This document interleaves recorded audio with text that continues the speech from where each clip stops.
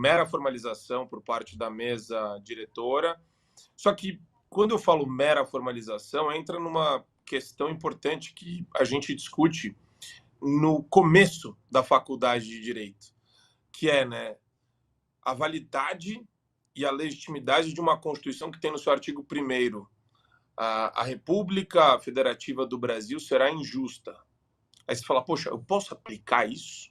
E são perguntas, claro, com uma provocação de ordem filosófica, de ordem sociológica, até para a gente pensar em que medida a interpretação jurídica deve ser realizada em detrimento de direitos e garantias fundamentais, individuais, e quem nos dá essas prerrogativas? Quem nos dá esses direitos?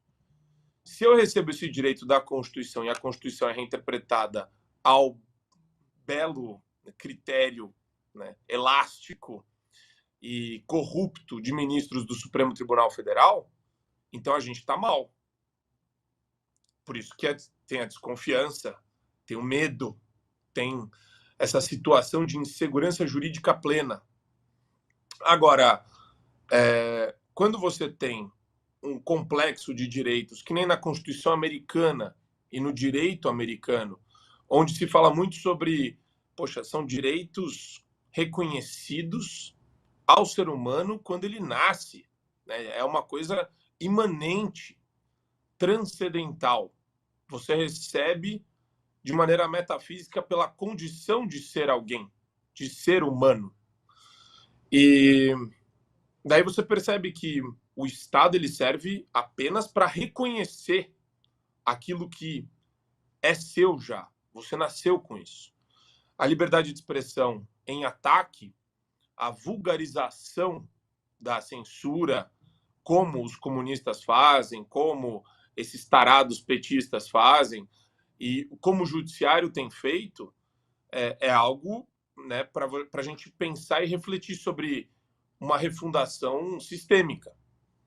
E por refundação sistêmica, eu quero aproveitar, eu gosto da licença poética que o Serrão adota, né, judaciário, né, um judiciário vingativo, pautado pela vendetta, pautado pelo princípio de uma vingança contra movimentos e pessoas que combateram a corrupção, que lutam em prol de liberdades individuais. Quer dizer, você vê o nível de autoritarismo e autocracia que a gente está submisso aqui no Brasil, na figura de ministros do Supremo, que ainda tem, eles devem estar adorando isso. Olha o nível de psicopatia. Deputado federal e senador está lá, do ladinho deles. É fazer alguma coisa que eles consideram indevida de acordo com o regime autoritário e o estado de exceção que vivemos hoje, e vai lá um processinho preparado na hora por qualquer opositor. É qualquer denúncia. Qualquer denúncia. O coronel Zucco, que está presidindo a CPI do MST, ele fechou o microfone da Sâmia Bonfim 20 segundos antes dela terminar a fala dela. Ela fez uma denúncia de violência de gênero. A Procuradoria da República, né, o Ministério Público Federal, entrou com uma denúncia nesse sentido, né? Oficiou lá falando, olha, houve violência de gênero nesse caso. Então, eles vão utilizar de todo o aparato burocrático estatal para fulminar, para massacrar as pessoas que defendem a liberdade. Por que que eles têm esse medo de vozes que defendam a liberdade? Porque eles não conseguem impor o regime autoritário deles, se essas vozes ganharem tração. E qual é o medo da tração deles? Eles têm medo também, tá? Eles têm medo das ruas.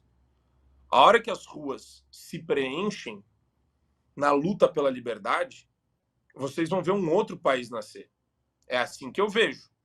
Por isso que eu falo muito, né, a gente tem que encarar toda essa dinâmica que está acontecendo hoje no Brasil como se fosse uma batalha. Tem várias batalhas, tem várias frentes de batalha. E o fenômeno Deltan Dallagnol, ele é mais uma etapa dentro desse espírito autoritário do TSE, que é uma excrescência enquanto órgão, enquanto entidade, e do Supremo, que virou uma excrescência. O Supremo virou uma aberração, virou uma coisa abominável, virou um monstro. E como que a gente faz agora? Ou a direita, os conservadores, as pessoas que têm um traço comum, um fio condutor, pautas semelhantes. Então, todo mundo que tem essas pautas semelhantes tem que se reagrupar. Esse processo, né, para você reagrupar, ele vai vir de lideranças. Ele nunca acontece organicamente. E são essas lideranças que agora precisam se organizar nos bastidores, não só de Brasília, do Brasil inteiro, para conseguir fazer a voz dessas pessoas, transportar a voz dessas pessoas para as ruas e das ruas de volta para Brasília. É só assim que a gente consegue um processo de ressignificação de tudo que está acontecendo no Brasil hoje. Eu não sou um otimista muito... Eu não tenho essas... Eu não carrego nenhuma utopia, otimismo desvairado. Mas eu entendo que a gente tem que escolher uma batalha concreta, uma batalha que seja minimamente possível da gente colocar nas ruas e ganhar. E a batalha mais concreta que eu vejo, a pessoa que conseguiu violar a Constituição e viola até hoje, reiteradamente, inconsequentemente, de maneira totalmente irresponsável e que deve ser responsabilizado, é o Alexandre de Moraes. Ele conseguiu ir em todas as esferas das liberdades e das garantias individuais que deveriam ser... Elas são tão importantes que elas estão no começo da Constituição. A Constituição, depois que fala dos poderes, traz os direitos e garantias fundamentais. E é por cima desses direitos que o Alexandre de Moraes passou com a anuência dos demais ministros. Mas a primeira batalha, uma possível primeira vitória, tem que passar por Alexandre de Moraes.